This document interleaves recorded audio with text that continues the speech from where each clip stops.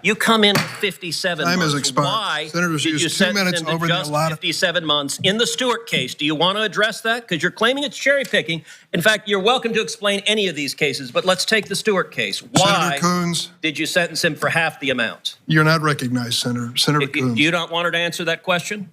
You wouldn't allow her any. Mr. Chairman, she may answer the question. I've asked her why she sentenced Stewart. You've gone over the time, Senator, by 2 minutes. Why she? Because you've interrupted me for 2 minutes, Mr. Chairman. Will you allow her to answer the question, or do you not want the American people to hear why, with someone she described as an egregious? There comes a point, Senator, where you get a little bit. Chairman Durbin, will you allow her to answer the question? You won't allow her to answer. I will happily allow her to. The question is Senator why Coons, you sentenced Stewart, an egregious child pornography possessor, to half of the amount requested by the prosecutor. Please, Senator. Please, Senator. Please, Senator. So that's Ted Cruz having his own Lindsey Graham style moment after he watched Lindsey Graham on Tuesday go crazy and try to make some news for himself. Ted went, not bad, Lindsey. Can I go ahead and show my ass too? So there he goes, running around doing this. Now, he was looking to maybe get another appearance on Fox News, maybe a reunion with Tucker Carlson, since he got kicked around by him a few months ago now. But he did continue on. That wasn't the end of it. Watch more. Why do you not want the American people to know what happened in the Stewart case or any of these cases? Chairman Durbin, I've never seen the chairman refuse to allow a witness to answer a question. You can bang it as loud as you want. Well, I can just tell you, at some point you have to follow the rules. Okay, will you let her answer the question? You've been interrupting, and by the way, with Senator Graham, it went 10 minutes over. You've taken a big chunk of the time. Will you allow her to answer the question? You've given her. Why are you afraid of her? She's welcome to answer it right now. Will you let her? Senator Coons. Will you let? So no, you don't want her to answer the question? Senator Coons. Will you let her answer the question? Chairman Durbin. Apparently, you were very afraid of the American people hearing the answer to that question. We here in the Senate. More performative nature there. And you notice he pointed out, he said, you let Lindsey Graham trample all over you for an extra 10 minutes, Senator Durbin. What's the matter? And really what Durbin should have said was, well, how about you just shut up? Either way it goes, he mentioned those 10 minutes, a little bit more of Lindsey Graham showing his ass for 10 extra minutes of overtime. Watch.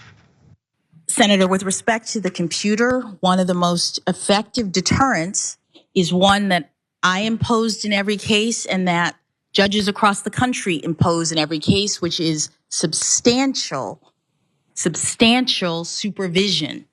Any of these wait a minute, Judge. You think it is a bigger deterrent to take somebody who's on a computer looking at sexual images of children in the most disgusting way is to supervise their computer habits versus putting them in jail? No, Senator, I didn't say versus. That's exactly what you said. I think the best way to deter people from getting on a computer and viewing thousands and hundreds and over time, maybe millions, the population as a whole, of children being exploited and abused every time somebody clicks on is to put their ass in jail, not supervise their computer usage. Well, they're competing for biggest clown of the day, but there was oddly one Republican senator that did speak up, didn't call any names, but a lot of people linked Ben Sass talking about the clownish behavior that happened there in this particular moment when they're talking about whether or not they're gonna have cameras in Supreme Court proceedings. Watch this. It's healthy for Americans to recognize the second and third and fourth order effects of cameras. A huge part of why this institution doesn't work well is because we have cameras everywhere. Cameras change human behavior. We know this.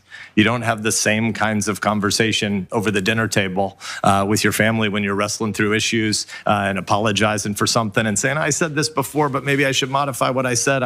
My tone was jerky, my substance didn't account for your position.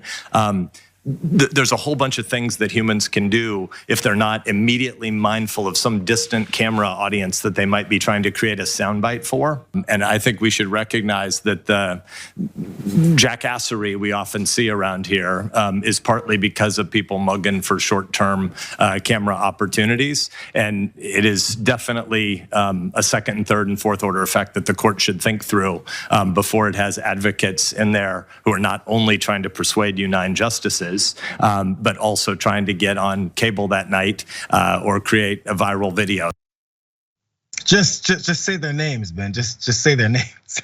It's Ted Cruz and it's Lindsey Graham and it's a few others, honestly. But they're the ones that are yelling the loudest and are getting the most response from it, which is exactly what they're looking for. Again, the jackassery comes because once you put a camera on someone who wants to have a camera on them so they can maybe promote their political career, they'll take it and they'll run. They have no intention of having an actual confirmation hearing that deals with substance. That's why they continue to go through these same things over and over again, no matter how many times she's answered them.